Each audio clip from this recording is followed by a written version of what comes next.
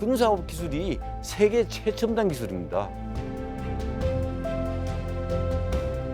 나름대로 미국에 가서 한 1년씩 항공전자 비행제어 분야의 교육을 90년대 중반에 가서 받았던 요원들이 있기 때문에 지구 끝이라도 달려가 배우고 모든 과정에 혼을 실어야 한다. 도면 한 장을 제대로 된 구조도면을 보면은 3, 4일이 걸립니다. 체크해야 될 도면 수가 약 8,000매 정도 됐었습니다. 나 자신과 서로에게 엄격했던 시간.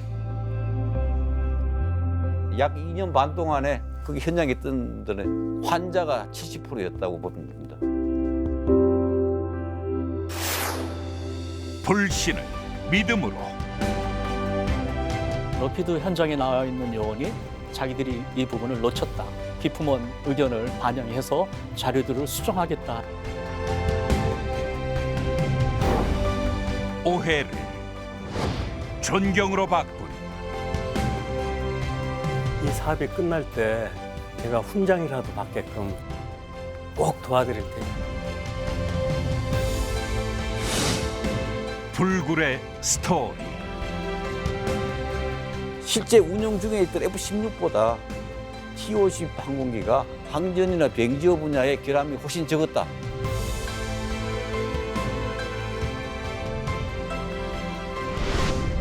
T-50 고등훈련기 개발 사업관리 시스템.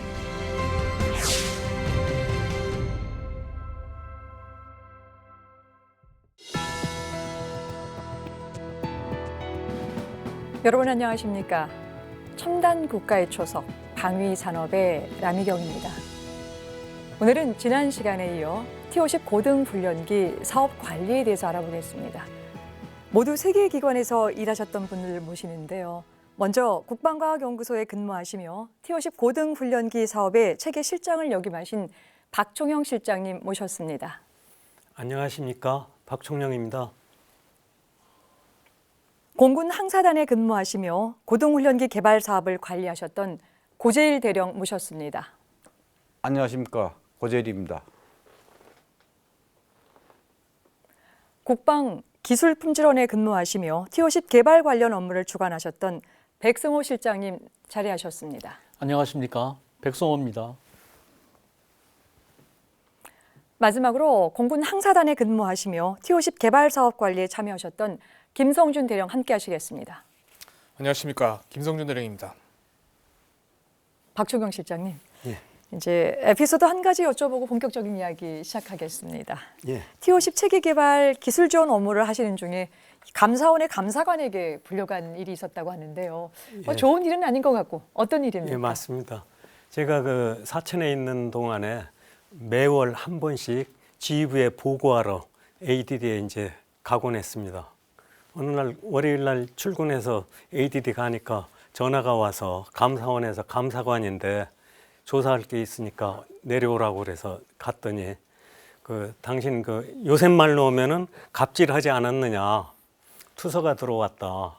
그래서 대표적인 게 뭐요? 그랬더니 당신 말이야 삼성 아파트 공짜로 여러 동 사용하고 있다던데 그거부터 해가지고 몇 가지 조사할 일이 있다.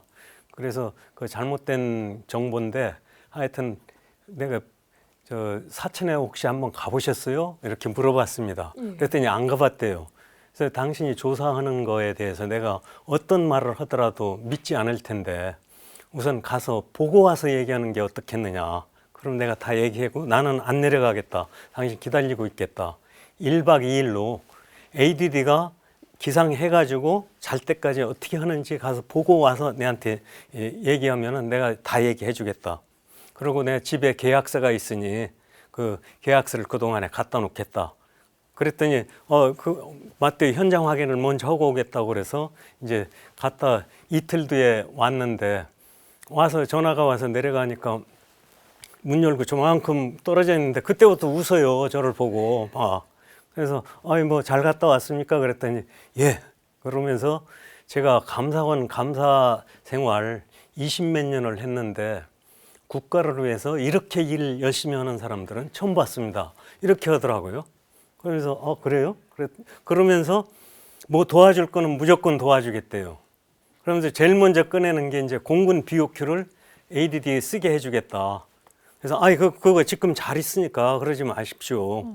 그랬더니 그럼 뭐 도와주면 되겠느냐고 그래서 가만히 있으면은 도와주는 겁니다.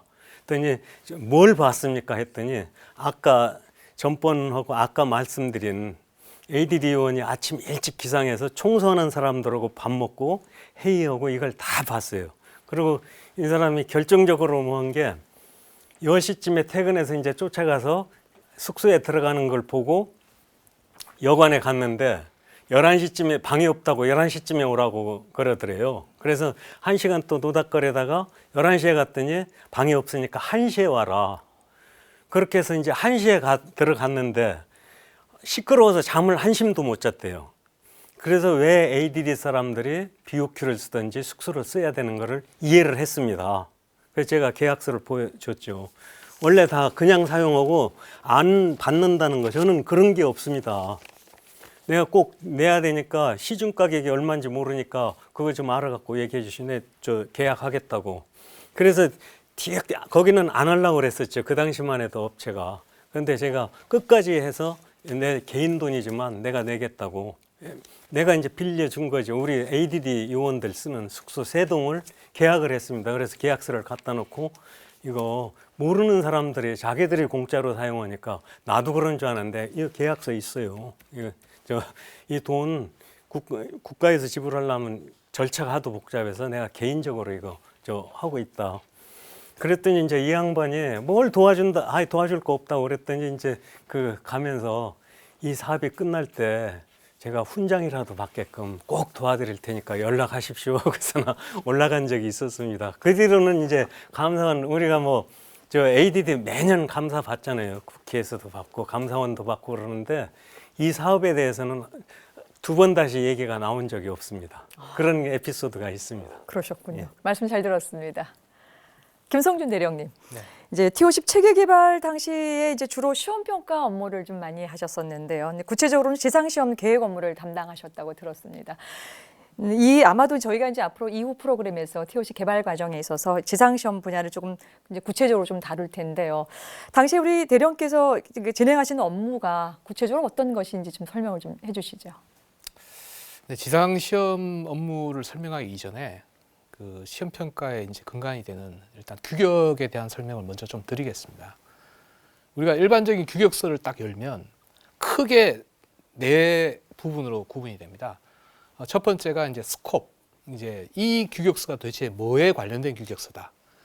두 번째 장이 레퍼런스 다큐먼트라고 해서 이 규격을 만들기 위해서 들어갔던 참고했던 규격들, 이제 미 군사 규격이나 여러 가지 규격들이 거기 포함되어 있고, 이제 세 번째 장이 베이직 리ኳ이먼트라고 해서 실질적으로 그 규격에서 요구하는 요구 사항들, 그리고 네 번째 장이 퀄리티 어슈런스라고 해서 이제 품질 보증 영역인데, 이 품질 보증 영역은 베이직 리ኳ이먼트의 문장 하나하나가 다 거기에 들어가 있습니다. 그리고 그 문장 하나하나가 다 요구사항이기 때문에 그 요구사항들을 어떤 식으로 검증할 것인가를 명기를 하고 있습니다. 그 검증 방법이 크게 인스펙션이라고 부르는 검사, 두 번째가 어널리시스라고 부르는 분석, 세 번째가 데몬스트레이션이라고 부르는 데모, 네 번째가 테스트라고 부르는 시험입니다. 그래서 지상시험이라고 하는 말은 지상에서 하는 모든 시험들을 일컬어서 지상시험이라고 부릅니다. 이 지상시험은 이제 비행시험을 하기 전 단계에서 그 비행 안전을 담보할 수 있는 항공기의 어떤 무결성, 이걸 사전에 먼저 검증하고 또한 그 검증하는 측면이 하나가 있고, 두 번째는 실질적으로 이제 항공기 개발하면서 쓰이는 여러 가지 공학적 데이터들을 추출하기 위해 쓰이는 기체 수명이나 이런 여러 가지 영역들이 있습니다. 그래서 항공기 지상시험 영역을 또 이제 세부적으로 구분해 보면 그 항공기 개발 영역과 비슷한데 기체 구조, 항공전자, 비행 제어, 그리고 세부 개통 영역들에 펼쳐서 대략 한 200여 개 정도의 체계 단위의 지상시험들을 수행을 하고 있습니다. 이 지상시험 영역에서 이제 계획 파트를 맡았던 제가 했던 일들은 전체 지상시험 종합계획을 검토를 하고 거기에서 이제 필요한 부분에서 각종 이제 군에서 지원해 줘야 될 사항에 대한 검토, 그리고 그 지상시험 계획이 해당되는 그 순기에 맞게끔 제대로 가는지를 지속적으로 확인하고 부족한 부분에 대한 것들을 협조하는 이런 역할들을 하고, 실질적으로 해당되는 200여 개의 지상시험 하나하나당 시험을 수행하게 되는 세부 이행 계획서들이 작성이 됩니다. 세부적으로 200여 개의 시험에 대해서는 아까 말씀하신 대로 이제 후반부에 다시 또 추가적으로 얘기 논의되면 지상시험 하나하나당 구체적인 내용들을 그때 다룰 수 있을 것 같습니다. 예, 그렇군요. 그러니까 지상에서 하는 모든 시험 평가의 기본적인 것들을 전체 다 계획하는 업무를 이제 맡으셨다고 이제 말씀을 주셨는데요. 이후 또 자세하게 또 이야기 또 전개 나가겠습니다. 고재일 대령님. 네. 저희가 이제 지난 시간까지 공군이 이제 현장에서 사업 관리요원으로서의 어떤 그 인력의 확보에 관련된 부분들, 교육 또 부족했기 때문에 어려웠던 점들도 자세하게 좀 다뤄봤는데요. 지금이야 예전에 비해서 조금 이런 부분들이 시스템적으로 좀 정착이 좀 되고 있겠지만 항공 선진국들은 이런 문제가 첫 개발 단계에서 당연히 봉착했던 문제였었을 텐데 우리가 좀 참고할 만한 좋은 어떤 선진적인 사례가 좀 있습니까? 항공 선진국이나 무기체 개발 선진국에서 사업 관리 인력 인원이라든가 시스템 운영을 어떻게 하느냐는 것들은 미국 방법과 유럽 방법, 그다음에 다른 기타 나라의 방법이 조금씩 다 다릅니다. 다르지만은 근본적인 내용은 보면은 군 중심이다. 대부분의 경우가. 그리고 사업 관리를 어디까지 하느냐는 그 깊이에 관한 게 대해서도 미군의 경우는 아주 밑에까지 달하는, 그래서 IPT 제도에 따라서 하는 IPT 경우가 통상적으로 2,000 내지 3,000명 수준의 IPT 인테그레이터 프로젝트 팀, 그야말로 개발 관리도 하면서 참여도 하는 이런 수준의 것을 하고, 유럽식은 인테그레이터 프로그램 팀 정도로 해서 하되 군 중심으로 진행이 되고 있고, 그래서 보면 미국식은 군이 사업 관리를 대부분 다 중심으로 하고, 유럽은 민군이 통합된 형태로 사업 관리가 진행되고, 그러면서 공동 작업을 합니다. 잘한다고 하는 이스라엘 같은 경우도 보면 민과 군이 같이 움직입니다. 이렇게. 근데 군을 배제하고 하는 나라는 지금 대한민국밖에 없어요. 무기체계에서, 무기체계 분야에서. 그래서 이런 분야에 대해서는 좀 더 연구를 해서 어떤 것이 가장 효율적인가. 예를 들면 전투기라든가 우주무기 같은 경우, 또 정밀 유도무기 같은 경우는 군 요원이 아니면 개발이나 혹은 관리가 어려워집니다. 그리고 군사 전문가 엔지니어도 군사 전문가 엔지니어가 따로 있습니다. 그래서 보면 미국 같은 데서는 군사 대학도 있고, 그래서 군사 획득대학이라는 DAU라는 곳이 있고, DAU에서 과정을 맺고 있는 것들이 굉장히 많습니다. 그래서 약 DAU가 일반 민간 대학, MIT라든가 이런 유수한 대학들이 약 50개 대학과 연계되어 있습니다. 연계돼서 거기에 가서 전문 교육을 받을 수 있습니다. 거기서 군사 비밀도 가르칩니다. 제가 방사청에 있을 때도 MIT에다가 전자전 과정을 이과시키려고 하니까 최종적으로 다 됐는데 결국 못 가게 됐는데, 무슨 문제인가 하면 미국 시민권자가 아니기 때문에 못 갔습니다. 이런 식으로 자기들 통제를 하고 있거든요. 그리고 경영에 관해서는 미국 하버드하고 또 연결되어 있습니다. 하버드 같은 그런 대학도 다 이 군사 문제에 대해서 어떻게 프로그램을 관리해야 되고 정리해야 되는지 이런 것들에 대해서 연구를 하고 비즈니스 차원에서 다 관리를 합니다. 근데 대한민국에서 서울대학교가 군사 문제 연구를 한다는 건 저는 못 들어봤습니다. 근데 군사 기술이 세계 최첨단 기술입니다. 군사 경영과학 시스템이 전부 민간으로 나왔습니다. 우리가 말하는 컴퓨터, 그런 네트워킹하는 문제들, 이거 다 군사 기술에서부터 출발된 겁니다. 전화기 다 군사 기술에서 나온 겁니다. 이거. 그렇지만 우리는 지금 그 분야를 완전히 배제하고 군인이 하면 문제가 생겨. ADD가 하면 ADD 걔든 군사 무기나 만드는 데지 우리하고 관계없어. 그렇지만 아니죠. 최첨단을 다루는 데가 ADD죠. 최첨단을 다뤄야 되고요. 그렇게 지원해 줘야 되는데 우리는 그 문제를 분쟁 국가이면서도 전쟁을 제 앞에 두고 있는 나라면서도 그 문제를 분리시켜 놓고 자꾸 이야기하는데, 군과 민이 합쳐서 같이 가야지. 그리고 합쳐서 못 갈 것 같으면 군이 가야 됩니다.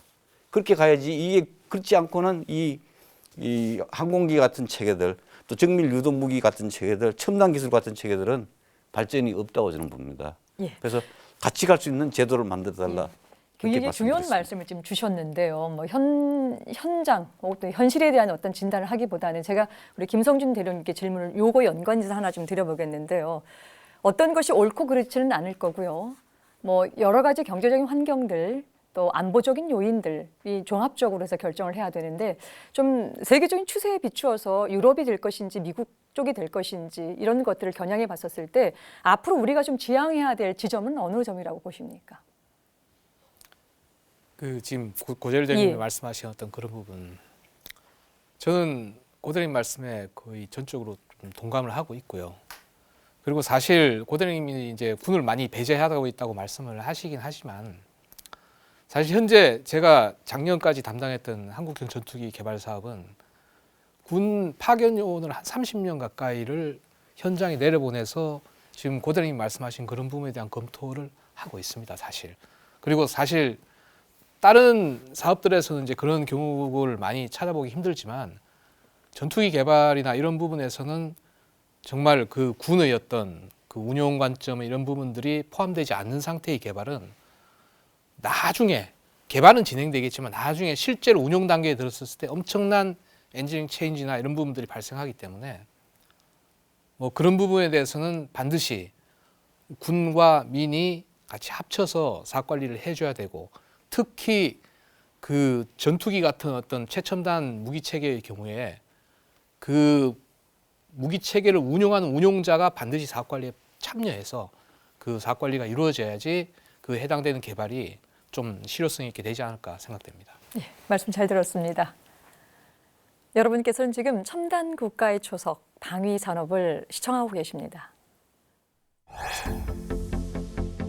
방위산업 선진국들은 국방 획득 전문 인력 양성을 위해 다양한 전문 기관을 운영하고 있다. 대표적인 예가 바로 미국의 국방 획득 대학 DAU다.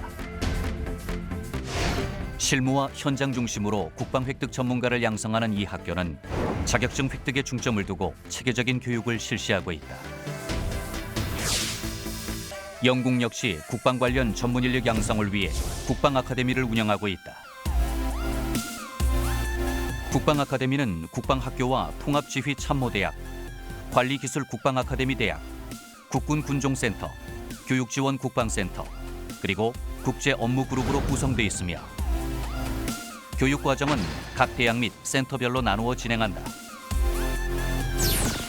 그렇다면 우리나라는 어떨까?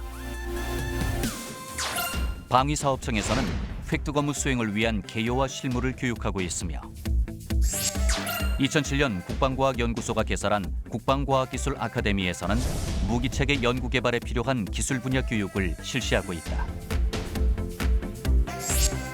또한 한국방위산업진흥회 방위산업교육센터에서는 중소기업 방산업체를 대상으로 실무 교육을 실시하고 있으며 국방대학교 직무연수부에서도 국방 획득 분야의 일반적인 개요 수준의 교육이 진행되고 있다.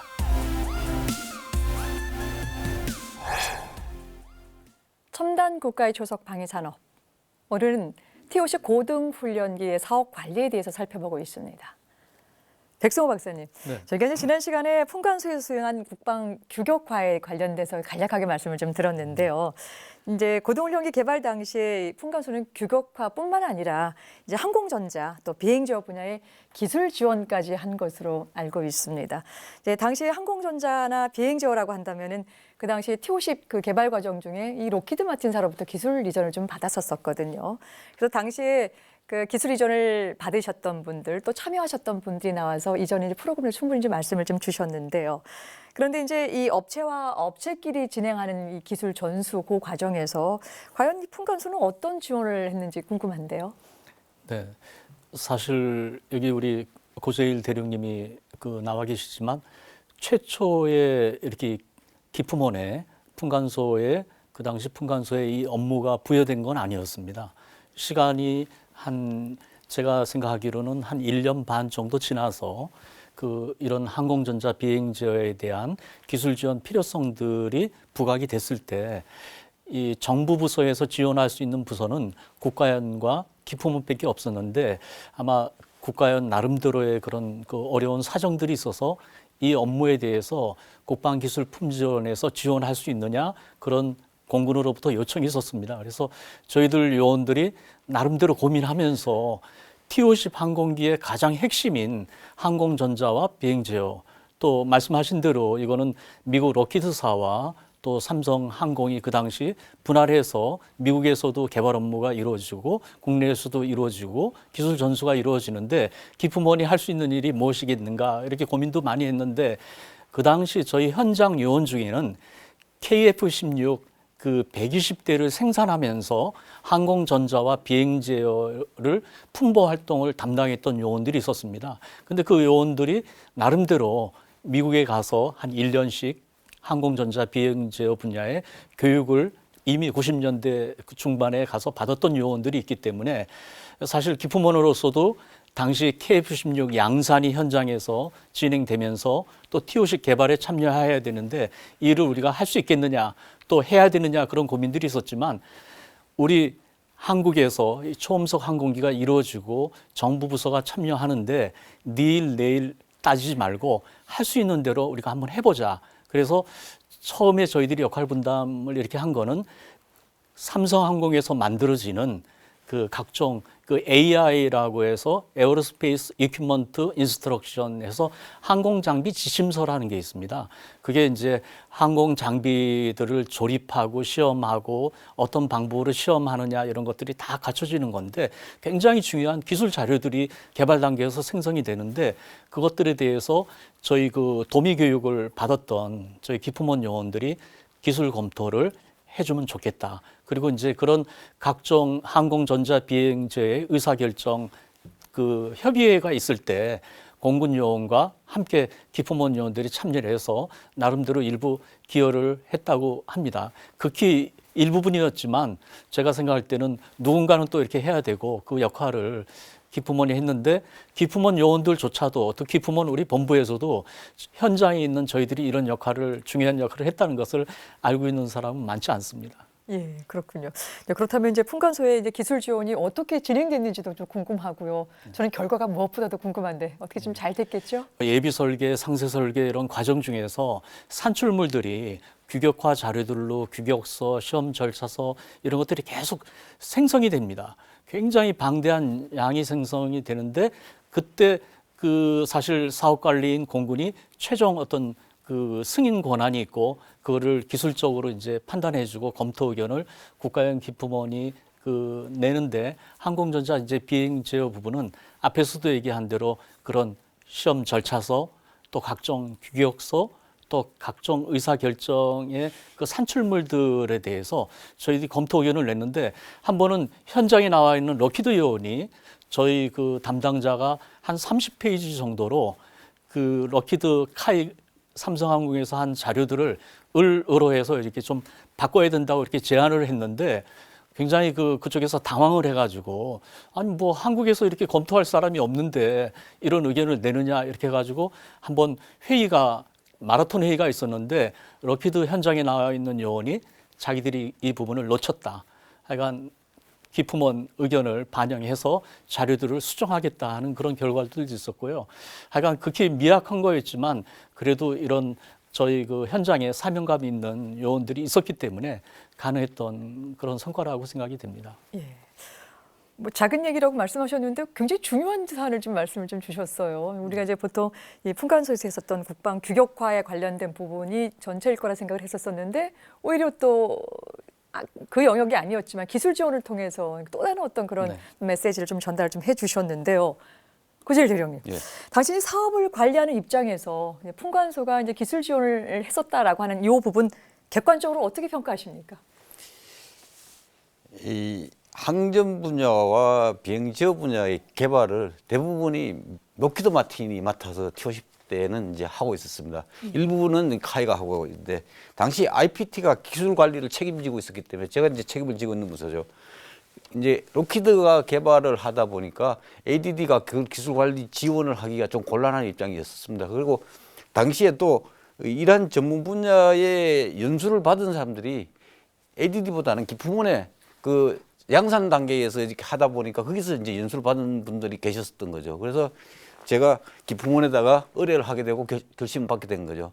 이때 이제 군에서도 많은 고민을 했습니다. 왜냐하면 ADD가 기술 지원을 하는 것은 괜찮은데 기품원이 그거 해보지도 않은 기술 지원을 할 수 있겠느냐 과연.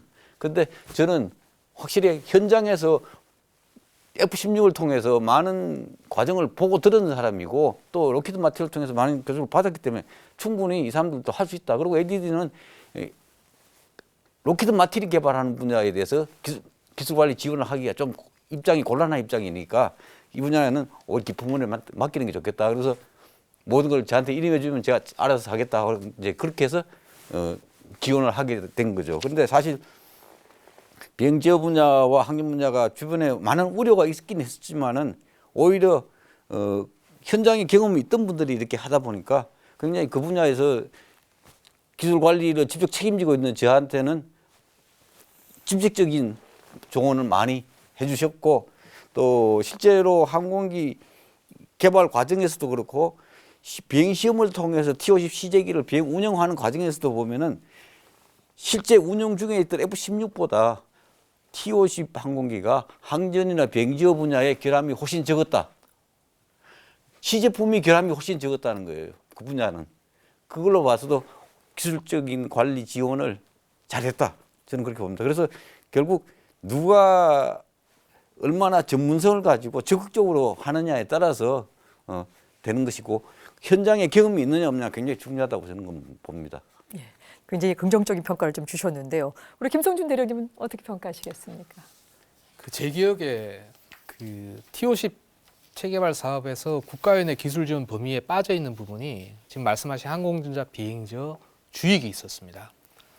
근데 이제 제가 담당하던 업무는 사실 뭐 좀 전에도 설명을 드렸지만 지상시험 계획이다 보니까 특정 계통의 어떤 설계, 개발, 해석 이런 분야가 아니고 결과물에 대한 어떤 검증 이런 역이 좀 더 강하다 보니까 저는 사실 당시에 그 품관소에 계시던 많은 엔지니어 분들과 좀 개인적으로 굉장히 많이 친했습니다. 그래서 약간은 우격다짐으로 회의에 참석해서 이거 검토해줘 막 이렇게 우기기도 많이 했습니다. 그리고 이제 그 당시 저랑 갑장인 뭐 몇몇 연구원들은 적극적으로 동감을 해줬고요. 그 와중에 이제 과장님께서 또 지시를 하셔서 저는 기품원에다가 그런 문서를 보내고 이제 협조 요구를 해서 이제 결국은 이제 항공전자 비행지어 주익 그 국가연의 기술 지원을 못 받는 부분에서 기품원이 적극적인 지원을 해주셨고 제 개인적으로 느끼기에는 이제 지상시험 분야에서 많은 계획 변경 사항이나 앞서 말씀드렸던 결과 보고서, 계획서 검토를 하면서 그게 이제 백 박사님 아까 말씀하셨지만 KF-16 성능이랑 120대를 품질 보증 현장에서 했을 때 얻어진 여러 가지 항공기에 대한 실질적인 어떤 기술 검토 부분들은 상당 부분 품관소가 효율적이고 실효성 있는 검토를 많이 해줬다고 저는 개인적으로 느끼고 있었습니다. 그래서 실질적으로 품관소가 항공전자 비행저 어떤 주익에 대한 영역을 넘어서서 시험 영역이나 이런 부분에서도 국가연이 해주는 기술 지원과 조금 성격이 다른 양산 운영 단계에서 진짜 필요로 하는 어떤 그런 부분에 대해서 많은 기술 지원을 해줬고 그게 우리 T-50 개발에 굉장히 많은 그 역할을 했던 걸로 기억하고 있습니다. 두 분 말씀이 굉장히 긍정적인 평가를 우리 이제 품관소를 이제 두고서 말씀을 좀 주셨는데요. 백승호 박사님, 이제 T-50 개발에 참여했던 공군도 그랬고요. 한국항공 카이도 마찬가지로 실제 항공기를 개발하는 과정에서 굉장히 많은 경험과 또 성공적인 사례들을 이제 경험했다고 좀 말들을 많이 하시는데요. 우리나라 이 방산의 이제 품질을 책임지는 품관소 역시 T-50 이 체계 개발 과정 중에서 뭐 많은 좀 노하우를 또 얻었을 것 같은데 뭐 여러 개 있겠지만 그중에 대표적인 것 좀 하나 소개해 주시죠. 아까 두 분 대령님께서 저희 기품원에서 수행했던 그 항공전자 비행저 물론 그 시제작 품질 보증이라든지 그 국가연 기술 지원에는 극히 일부분이라고 할 수 있지만 나름대로 역할을 했던 것들이 도움이 돼서 그런 건지 모르고 또한 저희 기품원에서 한 7년 정도 이 규격화 국방 규격화라는 게 그 지난 회의 때 고재일 대령님께서 말씀하셨는데 도량형 기준 그걸 미터, 킬로그램으로 할 것인지 인치 파운드로 할 것인지, 이게 굉장히 초기에 중요한 일이고, 또 이걸 한글로 기준으로 할 것인지 영문 기준으로 할 것인지 이거에 대한 엄청난 회의와 또 논쟁이 있었습니다. 왜냐하면 정부 부서 내에서도 로마에 가면 로마법을 따듯이 한국에서 개발하는 건데 한글 기준으로 해야 되고, 또 미터 킬로그램으로 단위가 정해져야 된다. 규격에 그렇게 들어가야 된다고 주장했던 분들이 많이 있고, 또 그 많은 분들은 우리가 KF-16 럭키드로부터 이런 대부분의 자료들을 그대로 쓰는 것도 많고, 현장의 생산 장비, 검사 장비나 이런 것들이 사천에 삼성항공에 있던 장비들이 다 인치 파운드 기준의 그 생산 설비와 또 검사 장비, 치공구 장비가 그렇게 되어 있습니다. 그러다 보니까 그거를 써야 되고 도면 규격서대로 작업을 해 대한 그 업체 입장에서는 인치 파운드로 하기를 원했거든요. 또 하나 가장 중요한 거는 수출할 때 이게 만약에 영문 미터 그 킬로그램으로 했다면은 나중에 수출을 할 때 그게 인치 파운드로 이렇게 환산을 해서 하면서 많은 또 그 데이터나 이런 것들이 오류 사항들이 생길 수도 있기 때문에 하여간 그 지금 자세한 얘기를 또 굉장히 그 많은 논쟁들이 있었지만 그 공군과 또 여기 나름대로 의사소통과 그런 과정들을 이렇게 통해서 양보해 주실 분들이 또 양보하고, 또 국방부 군수국에서도 이 나름대로 이 T-50 사업의 특수성을 감안해서 영문 기준 또 인치 파운드를 기준으로 하되, 또 럭키드의 도면이나 그런 것들을 형식도 다 그대로 하게 하되, 필요한 부분들은 국산화 품목이라든지 이런 것들은 그 미터 킬로그램을 병기하고 한글을 병기하는 그런 식으로 좀 특수한 그 규격화들이 이루어졌습니다.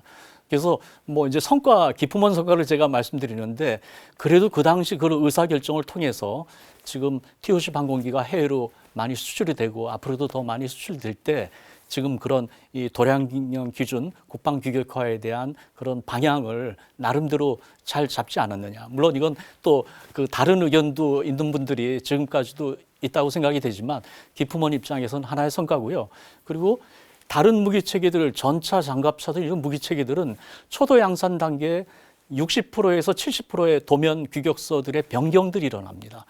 굉장히 많은 기술 변경들이 초기 단계에 일어나기 때문에 그 양산하는 과정에서 많은 노력들과 또 시간과 비용이 되는데, T-50은 양산 품질 보증 부서인 기품원이 규격화를 미리 들어가서 샅샅이 도면 정말 밤샘을 하면서 그 도면과 규격서들을 나중에 우리가 이걸 갖고 생산을 하고 품질 보증을 하는 자료이기 때문에 정말 잘 만들어야 된다는 그런 사명감으로 해서 아마 다른 무기 체계보다는 T-50 사업이 굉장히 초도 양산 단계 기술 변경 건수가 적다 하는 것도 나름 그 기품원 입장에서 성과라고 그렇게 느껴집니다.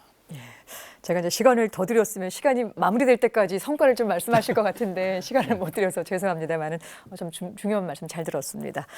고재일 대령님, 네, 결국 이제 상세 설계는 이제 외형 형상이 확정이 되면 이제 시작을 하게 되죠. 그래서 이제 T-50의 그 상세 설계가 진행되어 중인데 그런 과정을 이제 따라서 이제 가게 됐었었는데, 근데 이미 확정된 기본 형상이 전면적으로 또 이렇게 다시 바꿔야 되는 이제 상황이 왔다고 하는데 어떤 이야기입니까? 지난 시간에 한번 말씀드린 적이 있었는데, 훈련기인 T-50과 경공격기인 A-50의 소요와 요구가 동시에 만나서 항공기가 개발됨에도 불구하고 그렇게 되지 않고 T-50의 소요와 요구도만 가지고 개발이 시작됐던 겁니다. 그렇게 하다 보니까 A-50에 대한 요구도가 상세 설계 단계 진행 중간에 거의 확정이 되었고, 그 소요의 확정은 거의 상세 설계가 끝날 쯤에 됐었습니다. 이렇게 되다 보니까 그 A-50에 필요한 항전 장비들, 레이더라든가 뭐 그 앞에 식별 장비라 이런 것들이 들어갈 공간이 처음에 생각했던 부분보다 많이 달라진 부분이 또 있을 거예요.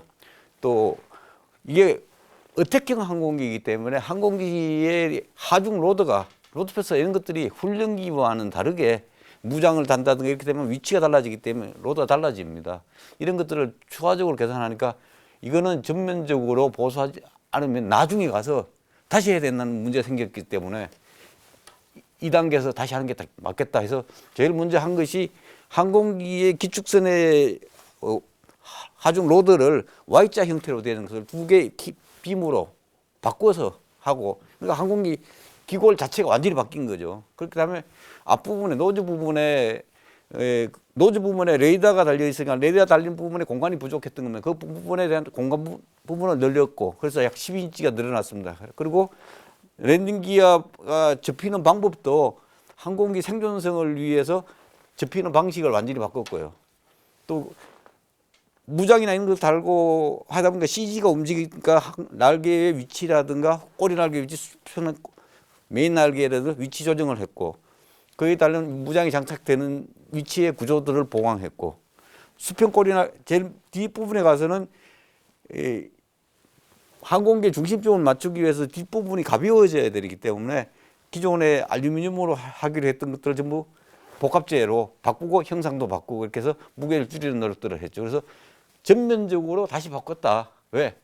T50과 A50의 소요가 겹치는 것이 나중에 소요가 나오고 요구가 확정되면서, 그리고 그 요구도 사실은 최종적으로 확정된 게 아니고 상세 설계 끝난 이후도 많은 개선 사항이 있었습니다. 왜냐하면 확정되지 않은 요구가 많이 뒷부분으로 갔기 때문에, 그래서 그런 부분이 있기 때문에 했던 개조 사항이 있었다는 것을 말씀드리고, 그 대표적인 그 몇 가지 중에서, 그래서 이제 정부는 이런 것들을 하기 위해서는 방법이 없지 않습니까? 그래서 카이 요원들은 3교대 8시간 3교대 근무를 하기 시작했습니다. 그래서 24시간 근무를 시켰고요.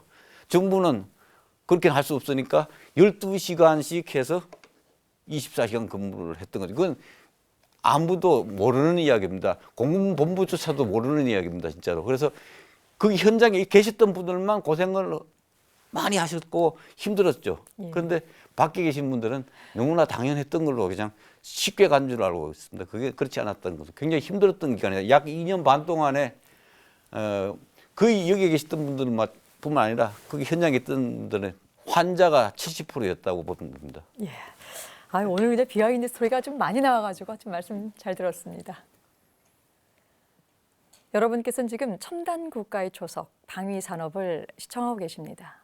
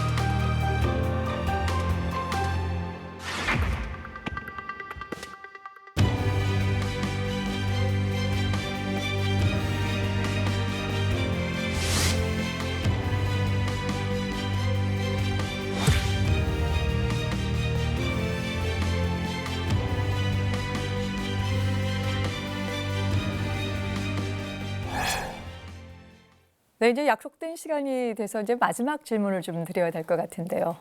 오늘 네 분이 그 참석을 해주셨는데요. 정말 모시기 어려운 분들, 그리고 T50 체계 개발에 있어서의 사업 관리를 현장에서 담당하셨던 분들을 좀 모셨기 때문에 이제 질문 하나 드리겠습니다. 우리 T50 개발이 성공적으로 이루어졌고, 또 무엇보다도 항공기를 개발하는 이제 그 개발 국가로서 이제 우뚝 이제 자리매김을 하게 됐는데요. 이제 여러 가지 성공 요인도 굉장히 많이 있고, 또 앞으로 더 많은 기술들을 익혀서 또 체계화를 시켜야 될 부분들이 있겠지만은, 그래도 T50 개발의 경험을 좀 살려서 앞으로 후배들에게, 또 현재 이 여기에 종사하는 이 종사자들에게 마지막에 교훈점, 또 시사점 이런 부분들을 들으면서 정리하겠습니다. 우리 먼저 김성준 대령께서 시작을 좀 해주시죠. 시사점, 교훈점을 말씀드리기 전에 그 성공 요인 부분에서 조금 한 가지만 딱 짧게 언급하고 가겠습니다. 우리가 사업의 성공 요인을 크니 뭐 아주 최적화되고 균형화된 사업 계획을 수립해야 되고 과학적 사업 관리 기법을 통해서 적극적인 관리를 해야 된다. 이런 얘기 교과서적 얘기 많이 합니다. 그렇지만 T50 개발 사업의 경우에는 제 생각에는 관심과 열정이 있었기 때문에 개발을 했다라고 생각이 됩니다. 성공을 했다라고. 그 관심과 열정이라는 부분이 아까 고 대리님도 말씀하시지만 IMF도 겪고 갔고 정말 많은 도면을 순식간에 이렇게 바꿔야 되는 어떤 그런 일도 있었고 한 번도 안 해본 길을 가보는 어떤 그런 길. 그런 길이 결국 이렇게 성공하기까지는 당시 그 공군에서 정말 전폭적인 지원을 해줬습니다. 항공사업단이 T50만 하는 사업단이 아닙니다. 많은 사업들이 그 속에 있습니다. 근데 공군이 확보한 예산을 거의 T50이 다 쓸어부었습니다. 그래서 뭐 지금의 이제 성공이 있을 수 있었다고 생각되고, 그리고 실제 개발하는 개발자들, 그리고 이제 기술 지원해 주셨던 ADD, 풍간소, 모든 사람들이 정말 열정을 갖고 이 성공을 위해서 달려갔던 것 같습니다. 그리고 이제 그 사이에 현장에서 사업 관리했던 사람들이 정말 수많은 갈등 요소들, 어떤 의사결정의 어떤 그 악유 사항들이 발생할 때마다 정말 그 앞서서 계속 말씀드렸던 어떤 소통의 어떤 그런 장들을 잘 마련해서 그것들을 잘 헤쳐나가기 때문에 지금의 T50이 있지 않았나 그렇게 생각이 되고요.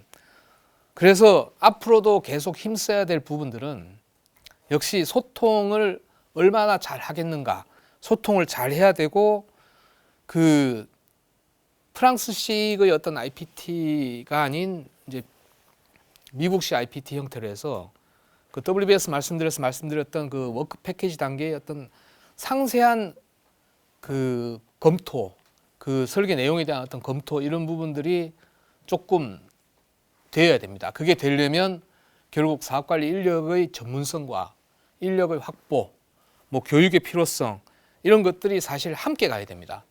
이 부분은 사실 방위사업청 개청하면서 사실 방위사업청에 존재하는 저도 공군 대령인데 방위사업청 공군과 공군의 공군이 다릅니다. 바라보는 시각이 다르다는 겁니다. 그러니까 사업관리를 방위사업청 물론 이제 전투기 개발과 같은 이런 사업에서는 공군의 요구사항 반영을 위해서 파견요원이 와서 이제 같이 관리를 하긴 하지만 기본적으로 청이 사업관리하는 영역과 공군이 사업관리 영역은 엄연한 좀 차이가 있다는 겁니다.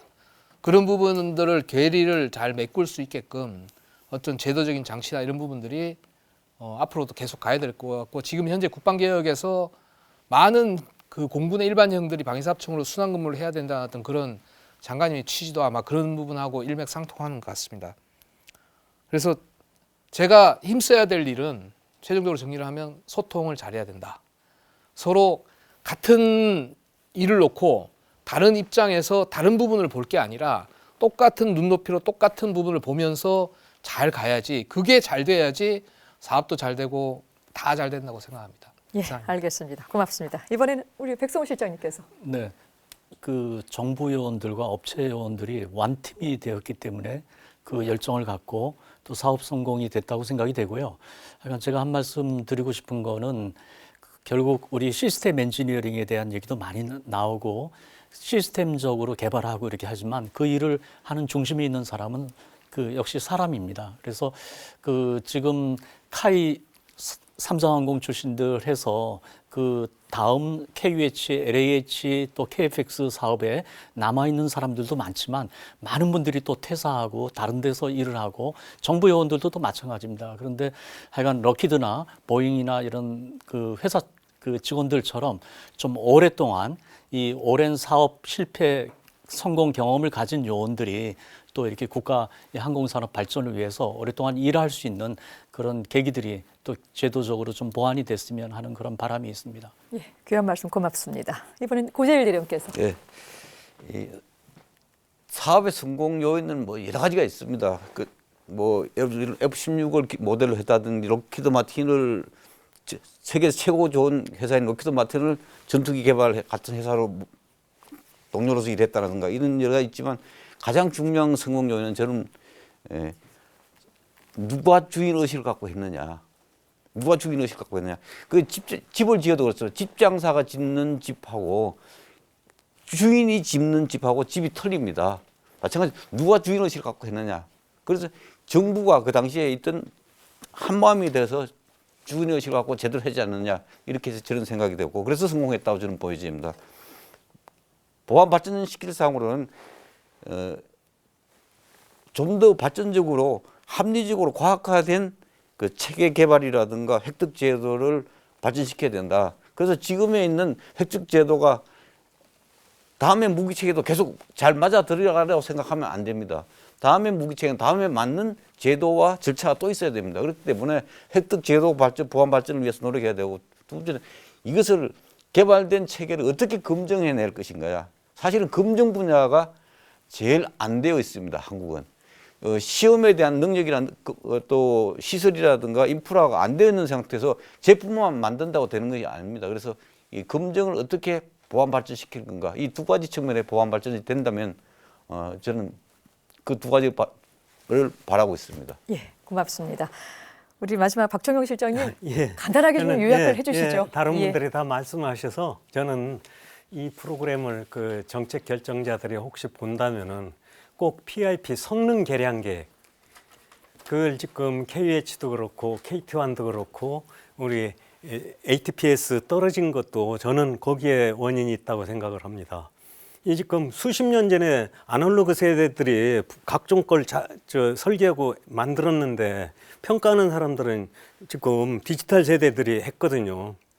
그러니까 PIP를 안 해서 상당히 그 불이익을 봤을 겁니다. 그래서 앞으로 수출하고 뭐 하려면은 꼭 PIP를 해야 되는데 제가 계속 주장을 했었어요. 그런데 꼭 KFX 지금 하고 있는 KFX 같은 프로그램은 초도 양산에 PIP 예산을 넣어가지고 했던 사람들이 다 흩어지지 않고 일부 키 멤버는 있어갖고 소프트웨어도 계속 개량하고 개량할 곳을 하게끔 그렇게 해주면 참 희망사항이고요. 마지막으로는 진짜 아까 들으면서 얘기한 것처럼 우리 오랜 기간 동안에 그렇게 어렵게 했는데 한 번도 화를 얼굴 붉힌 적이 없어요. 그러니까 화합이 참 화합을 잘했다. 그리고 그래서 저는 고맙게 생각합니다. 예. 이상입니다. 우리 후배들과 또 현장에서 종사하는 분들 그리고 마지막 정책 결정자가 이 프로그램을 본다라고 한다면 지금 마지막 이 네 분의 말씀을 하나도 빠뜨리지 않고 그 새겨 듣고 또 진행시키기를 기대하면서 오늘 프로그램 정리하겠습니다. 고맙습니다. 첨단 국가의 초석 방위 산업 오늘 준비한 것은 여기까지입니다. 저는 다음 시간에 더 알찬 내용 갖고 찾아뵙겠습니다. 끝까지 함께해 주신 여러분 고맙습니다.